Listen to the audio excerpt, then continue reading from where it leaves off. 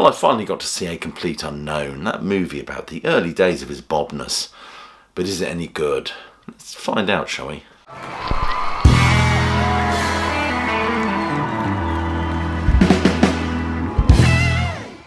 Welcome, Classic Rock fans, to a short review of the new film A Complete Unknown. As I said in the introduction, about the early days of his bobness. If you're new to this channel, please do click like, subscribe, check that notification bell, do all that stuff. And check some of the links below this video for ways you can support the sterling work done at Classic Album Review. It's always much appreciated. The movie starts with a very fresh-faced and loose-limbed Dylan introducing himself to his hero Woody Guthrie, and we get the first song of the film, which is appropriately Song for Woody. And Timothée Chalamet perfectly inhabits the live-wire physicality of the young Dylan and easily portrays his rather sheepish mannerisms, especially when he meets Pete Seeger. Pete Seeger is actually played by Edward Norton, the best performance in the movie, in my humble opinion. Edward Norton perfectly catches Pete Seeger's kind of sunny disposition and faith in his fellow man type vibe that the guy had going. In fact, it seems to be this that rubs up against the young Dylan as he becomes increasingly more jaded as the movie progresses. In terms of Pete Seeger, I read in an interesting book that it wasn't so much Dylan's rejecting of that kind of folk aesthetic, plugging in, so to speak. It was more Dylan's moving away from that leftist utopian thinking that really boiled his piss. And Chalamet gives us an impressively good imitation of that early Dylan honk, that frayed Hessian quality of Dylan's voice. Oh, the time will come up when the winds will Many young people I've spoken to have said they don't like the way Chalamet sings these songs. I think, blimey, you wait till you hear Bob sing them. But acoustic guitars are plucked and harmonicas blown into with a kind of an authenticity which has to be admired. And Chalamet's Dylan sucks so fervently on his cigarettes, he's like a lamb at a teat. It's as though he's, in the words of one critic, it's as though he's breathing in the genius of the musical heroes that rasped before him. The actor radiates, in the words of The Guardian, a kind of insouciant charisma.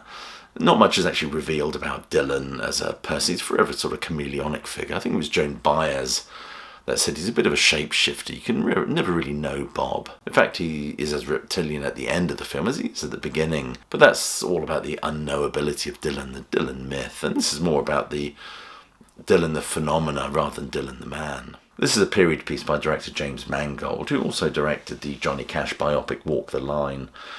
A Complete Unknown both explores the impact of sudden and stratospheric celebrity on a young artist like a young Dylan as a fully formed talent, so to speak, but a kind of half-formed man.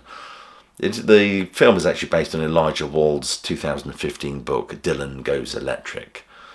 As Dylan looks to build barricades against the encroaching tide of celebrity and protect himself with layers of assumed identities. 200 people in that room, and each one wants me to be somebody else. How do you sing then? I put myself in another place.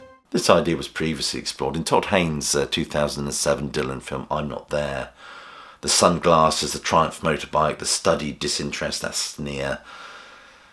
It's all, as A Complete Unknown suggests, part of the wall that Dylan constructs to protect the vulnerable part of himself. There's a fascinating scene in this film where Dylan and his girlfriend, who featured on the freewheeling cover, Susie Rotolo, wasn't it? I think it was. But they go to see the film Now Voyager, which stars a very young Betty Davis. What's interesting about this film is it's very much about the central character's reinvention of herself. Dylan says in the film, she just made herself into something different, what she wanted to be in that moment. Dylan seems to be rewriting in his own head his own story at this point. And he starts to wax lyrical about his own past, his own mythologized past, being part of a travelling carnival and all sorts of things like that. It's almost as if he's taken that whole Jack Kerouac thing a little bit too far, maybe. You can practically see the cogs turning away beneath that mop of hair.